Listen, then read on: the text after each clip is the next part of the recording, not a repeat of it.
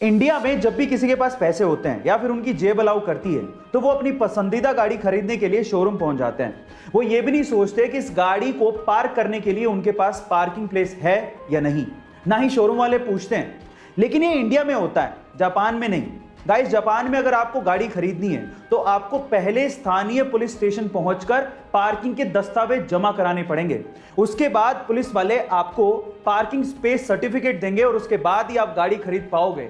Guys, क्या आपको भी लगता है कि इंडिया में भी ऐसा कुछ होना चाहिए? चैट सेक्शन में जरूर लिखिएगा। गाइस, बुक्स एक इंसान की सबसे अच्छी दोस्त होती हैं, लेकिन अगर मैं आपसे सवाल पूछूं कि पूरी ही दुनिया की सबसे महंगी बुक कौन सी है तो आप लोग क्या कहेंगे?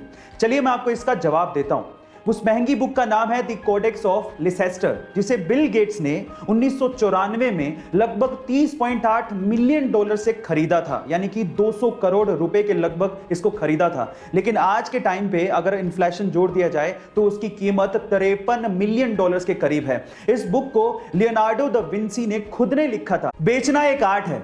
आप जितने अलग तरीके से अपने प्रोडक्ट का विज्ञापन करेंगे, आपका प्रोडक्ट उतनी तेजी से लोगों के दिमाग में चढ़ने लगेगा और आपकी सेल्स भी बढ़ने लगेंगी। और कुछ ऐसा ही किया रेड बुल ने। एक्चुअली हुआ कुछ यूं कि एक बार रेड बुल ने अपनी एनर्जी ड्रिंक लंदन में लॉन्च की और उसके लिए सबसे पहले उन्होंने ट्रेडिशनल विज्ञापन किए, जैसे कि टीवी और रेडियो पे ऐड देना। लेकिन उसका लोगों के दिमाग पे कोई फर्क नहीं पड़ रहा था और सेल्स भी नहीं बढ़ रहे थे। फिर रेड बुल वालों ने लगाया दिमाग। उन्होंने रेड बुल के खाली केन्स लिए और लंदन की सड़कों पे और डस्टबिन में डलवा दिए। अब जैसे लोग बाहर निकले और उन्होंने वो केन्स देखे तो लोगों को लगा कि ये ड्रिंक बहुत बिकती है और उसके बाद उन्होंने रेड बुल को खरीदना शुरू किया और पीना शुरू कर दिया, जिससे रेड बुल की सेल्स अचानक से बढ़ गई। गाइस, कितना गजब का दिमाग लगाया ना। गाइस, क्या आपको पता है कि इंडिया की लोकसभा में टोटल 552 सीटें हैं, यानी कि पूरे देश से लोकसभा में मैक्सिमम 552 लोग चुन के पहुंच सकते हैं। लेकिन क्या आपको पता है कि उन 552 सीटों में से किसी भी सीट पे 420 नंबर नहीं लिखा गया है? अब क्यों, ये मैं आपको बताता हूं।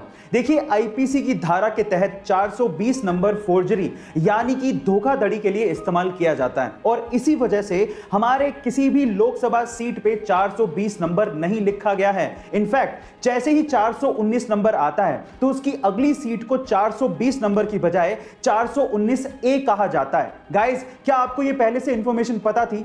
तो चैट सेक्शन में जरूर लिखिएगा। सैमसंग, आज के पहले तक आपने इस कंपनी का नाम सिर्फ मोबाइल इंडस्ट्री में ही सुना होगा, लेकिन क्या आपको पता है कि सैमसंग मोबाइल इंडस्ट्री के साथ साथ कंस्ट्रक्शन का भी काम करती है? जी हां गाइस, पूरी दुनिया में ऐसी बहुत सारी इमारतें हैं जो कि सैमसंग सीएनटी यानी कि कंस्ट्रक्शन एंड ट्रेड कंपनी ने बनाई है। इनफैक्ट पूरी ही दुनिया की सबसे ऊंची इमारत बुर्ज खलीफा के मेन कंस्ट्रक्टर में सैमसंग सीएनटी का नाम आता है, जो कि सैमसंग की पेरेंट कंपनी है। क्या इसके पहले तक सैमसंग कंपनी का ये फैक्ट आपको पता था? ऑक्सीजन का सिलेंडर और एम्बुलेंस शहरों में ही नहीं मिल पा रहे तो गांव तो दूर की बात है। ऐसे में अगर गांव में कोई कोविड पॉजिटिव केस आ गया तो उसकी जान कैसे बचाई जाए, ये करके दिखाया जोधपुर के तापू गांव के एक बेटे ने, जिसकी मां कोविड पॉजिटिव थी। अब गांव में तो ये फैसिलिटी है नहीं, तो गांव से अपनी मां को जोधपुर लेके जाना था, लेकिन एम्बुलेंस अवेलेबल नहीं थी।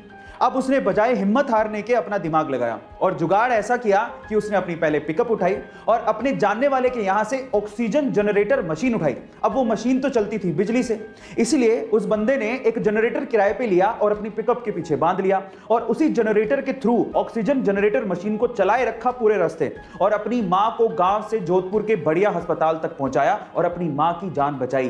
गाइस, आपको ये घटना के बारे में सुन के कैसा लगा? चैट सेक्शन में जरूर लिखिएगा और ऐसे अमेजिंग वीडियोस के लिए यूट्यूब पे हमारे चैनल को सब्सक्राइब कर लीजिएगा और अगर आप इंस्टाग्राम पे देख रहे हैं तो मुझे फॉलो करना मत भूलिएगा। मिलते हैं अगली वीडियो में।